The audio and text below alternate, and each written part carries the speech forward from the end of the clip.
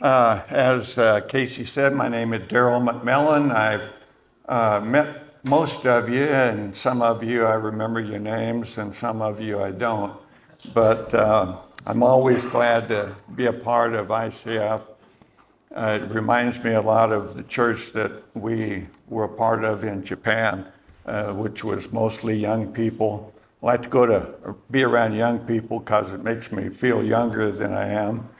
But it's good to be here, and I'm glad that my daughter and grandson and son-in-law are here today too. If I was to ask you what you think is the most important subject in the Bible, there might be several different thoughts that come to mind. But when Paul was thinking about the thing of first importance, he says it was in 1 Corinthians chapter 15, beginning in verse 1 through 8, he says, the death, burial, resurrection, and the appearing of Jesus Christ was all important, of first importance. Now, when we think about death, burial, and resurrection, appearing of Jesus Christ, we know the end of the story, so we're not likely to really feel the passion and all that was going on in the first century. Last week, Nate preached from chapter 19, and at the end of that passage in 1938 through 42, he says that Joseph of Arimathea goes to Pilate and asks to have the body of Jesus removed from the cross. And we don't know why, but Pilate gave him permission to have the body. And he takes it down from the cross. Maybe he has some attendants with him. They probably wrap it in a shroud. You see the bottom body there. It was wrapped in a shroud. Maybe you've seen the Shroud of Turin that's like 14 feet long. The body of the person that was laid in it, whether it was Jesus or not. The head was laid in the middle, and then the bottom was folded up over the body. And then they would take a linen band and wrap it around the body just to keep it in place. And so Joseph takes the body down. Maybe he's wrapped it in this shroud. He's got people helping him. And it's not like he has to take this body a long way. According to most thought, Golgotha or Calvary or where Jesus was crucified is only about 150 feet away from the church of the sepulcher, the open sepulcher, where we think that Jesus was buried. So it wasn't a long haul, but he had help, and Nicodemus came along. Whether he was there at the beginning when he took him down the cross or he met him close to the grave. And he has brought 75 pounds of aloe and myrrh. And just imagine him carrying 2 5-gallon buckets of what he's planning on doing with this, we don't know. The corpse was wrapped in this shroud, and then they did put some ointment on it to kind of seal up the edges, but 75 pounds seems like overkill. But you want to realize that these people are not thinking rationally. As I said, we read the story and we know the end of the story. To these people, their whole world has been shattered. Some of you old enough to remember 9/11. Very few of us remember when Kennedy was assassinated. But when things like that happen in your life, your brain just kind of short circuit. You don't know what's going to happen next. You've got your daily schedule usually, you've got your life planned out, and then something like this happens and you think, my world is not going to be the same after this. And surely Joseph, Nicodemus, all the apostles, all the women that were following Jesus, their whole world is turned upside down. They know that Jesus was special. They knew he was the Messiah, but what that meant, they had no idea. They thought he was going to be a king, and it was going to happen on this earth, and they were going to be a part of that kingdom, and Satan was going to be defeated, the enemy was going to be defeated, and Israel was going to rise to the prominence that it had back in the times of David. And the Messiah would be a son of David, and that was their image. And so keeping that in mind, Joseph and Nicodemus prepared the body in a hurry. It was getting close to sundown at this time of the year around Passover. Sundown comes at like 6 o'clock. Jesus died at 3. How long he was there before Joseph came, we don't know for sure. But they were in a hurry to get him in a tomb before sundown. And so they did it hastily. Typically, you would wash the body, you would put on it white undergarments, and then the shroud and the bands around the shroud, and then put him in the tomb. This is what a typical situation looked like. They would put the body on the shelf, and then after a year, typically like a year after the body had deteriorated, they would take all the bones, which is the only thing that would be left, and they would put those in what they call an ossuary, a little box about 18 inches cube, and then they put the bones in there, and then they would put those in those little shelves there, so you could get a whole family for several generations in one tomb. So that's what they did. Now we're starting in chapter 20. My daughter's going to read the first few verses, and then my grandson's going to read the remaining verses, 1 through 18. Good morning. Good morning.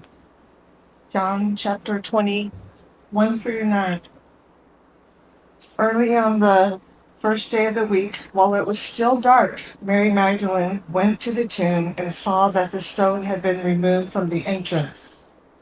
So she came running to Simon Peter and the other disciple, the one Jesus loved, and said, "They have taken the Lord out of the tomb, and we don't know where they have put him." So Peter and the other disciples started for the tomb. Both were running, but the other disciple outran Peter and reached the tomb first.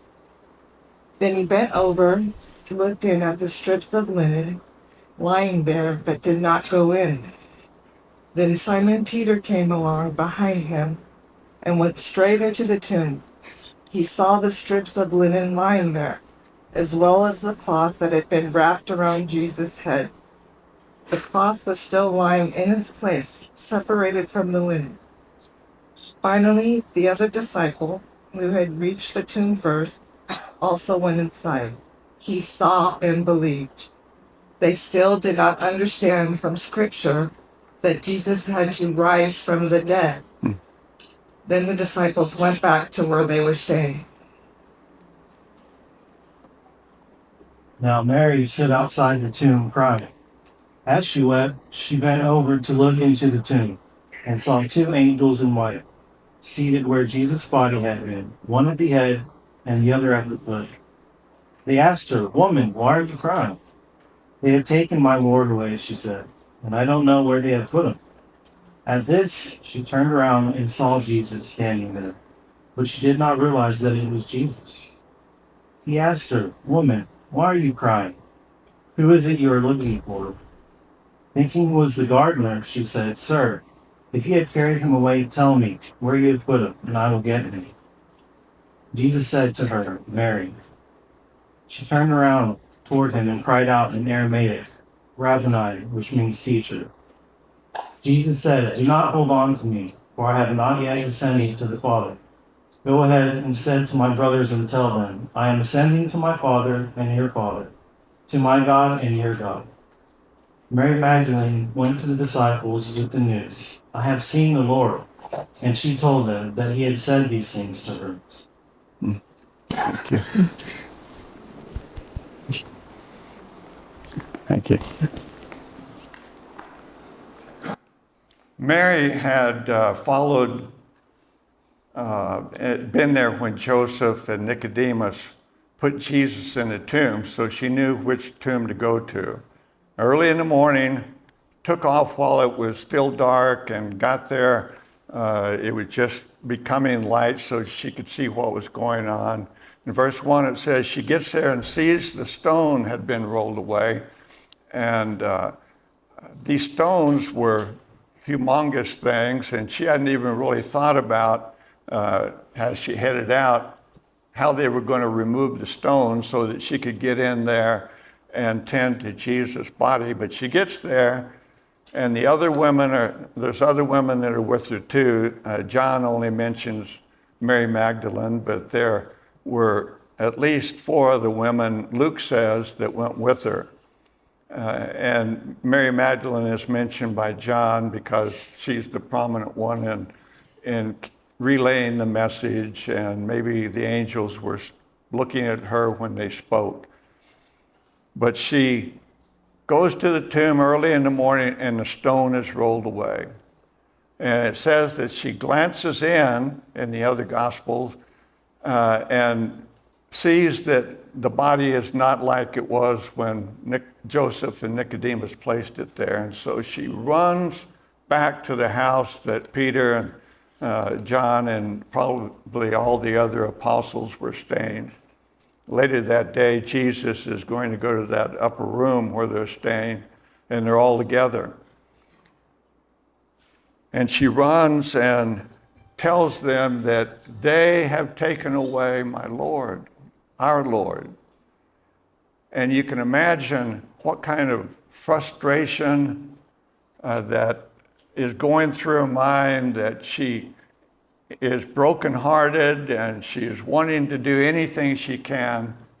And the only thing she can do is maybe give the body a more proper burial than what it hastily had on that Friday afternoon.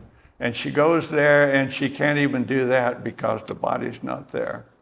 And the only thing that can come to mind for her is that somebody has taken Jesus away. And it's probably his enemies.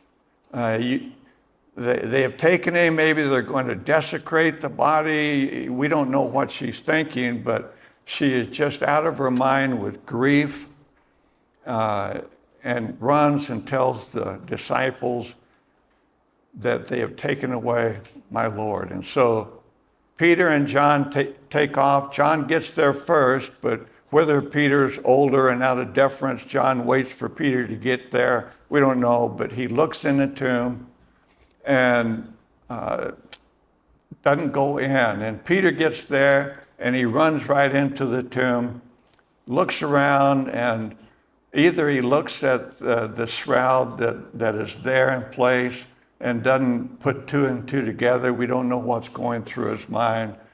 But then John enters, and it says that he looks at the shroud laying there in its folds, and the headcloth folded up and in a different place.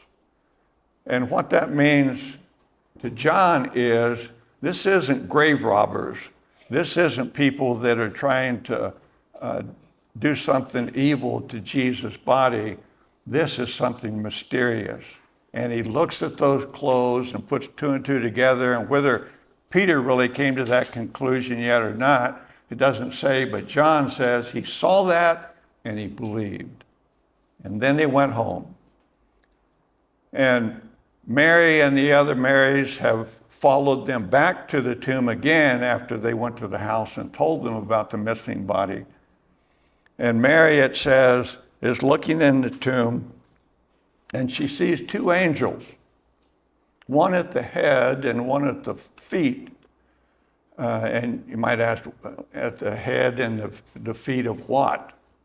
Well, it must be the shroud that has this shape of a human being in some sense, and it's not completely filled up. Maybe it's kind of sunk down, And if Nicodemus put all 75 pounds of this honey-like substance on top of this shroud, it would sink down if a body wasn't in there, but it wasn't just unwrapped and watered up and thrown in a corner. The angels are standing at what is called the head and the foot of this shroud. And it says that Mary, of course, is weeping, and they ask her why she is weeping. Now, in your mind's eye, see that this is not just a little tear coming down her cheek. The word here is sobbing. And she's probably been sobbing for 2 days since Jesus was crucified. And probably hadn't eaten, probably hadn't slept, and same for all of the apostles. Jesus had told them over and over that this is going to happen. I'm going to die, but 3 days later, I'm going to be alive again. Trying to prepare them for this, but there's just no way their mind can comprehend this kind of an end to such a wonderful life. And so they don't understand, and then when it happens, their world is just nearly at an end. They're beside themselves. They're sobbing till hardly have any more tears, and you can imagine Mary with her eyes all puffed up and swollen and barely see out, and she can't see clearly because of the tears. And the angels ask her, "Why are you crying?" And she said, they've taken away my Lord, and I don't know where they put him. And she is just frantic, wondering if maybe they know where the body of Jesus is. And then she hears something or just turns around and she sees somebody else outside of the tomb. And through her tears, she thinks, well, maybe this is the cemetery caretaker, the gardener, it says. And he says, "Why are you weeping? Who are you looking for?" And she says, "They had taken my Lord away. And if you put him someplace, let me know. And if you don't want him here, let me know and I'll take him somewhere else. But I've got to take care of my master. And even if it's just his body, and get him in the ground properly and show respect that is due him." And then the one that she thought was the gardener says, "Mary." And something about the way he said it, maybe a different accent than what other people used to call her by her name, or maybe it was Mary Chan or something, a cute way of saying somebody's name. But she recognized that this is Jesus. And she says, "Rabboni, my teacher."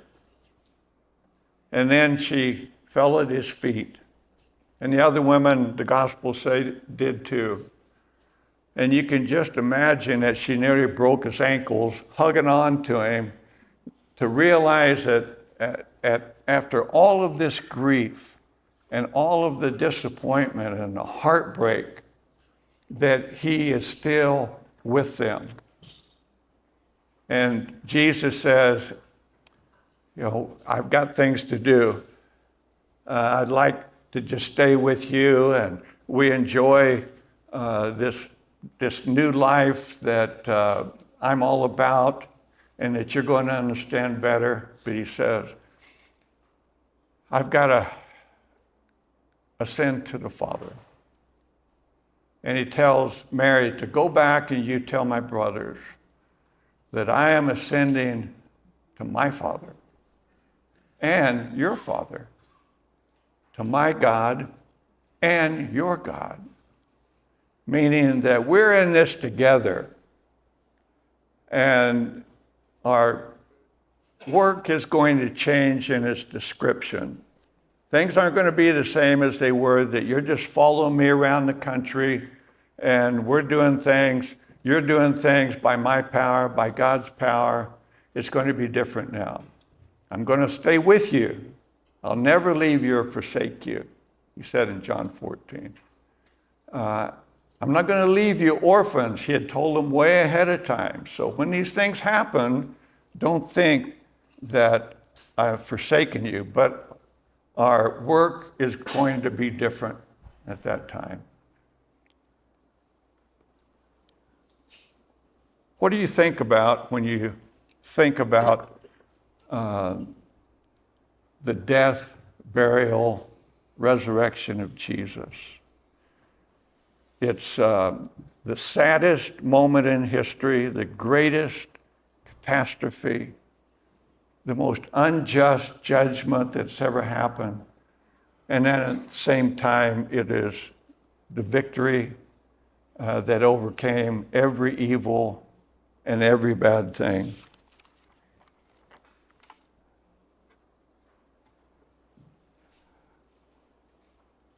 It doesn't look like victory. It looks like Satan has won the battle when Jesus is hanging on the cross. You know, Satan tells us that the way to live your life is live for self. There used to be some beer commercial.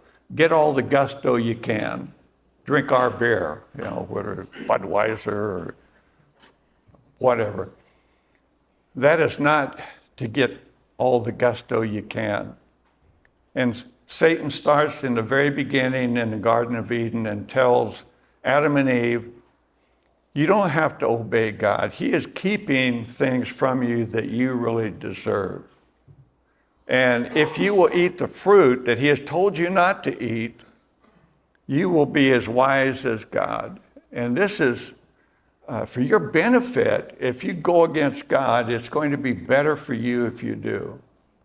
And since Adam and Eve, we've been living with that kind of lie, and we've been tempted by it, and we often fall into that kind of lie that I want what I want. That's going to make me happy. If I'm stronger than you, I'll take it from you if I have to. I'll do anything that I can get by with. And maybe we don't live it to 100% of the time, but there are times in our life when we give in to that temptation. And Jesus comes along and he says, that is not the way to have the abundant life. He says, the way to have the abundant life is to lay your life down for others. You know, Jesus didn't sacrifice his life one time only at the cross. He was always laying down his life for others. From the very beginning, he took this humble place in the universe.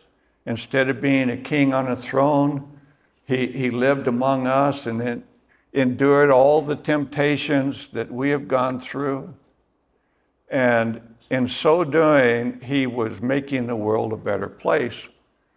And Satan says, well, you've given your life in little ways along the way. You've sacrificed some fame and some fortune. You've endured ridicule and people hating you for what you stand for. But one thing you won't do, you won't give up your life. Giving up your life is the last full measure of service.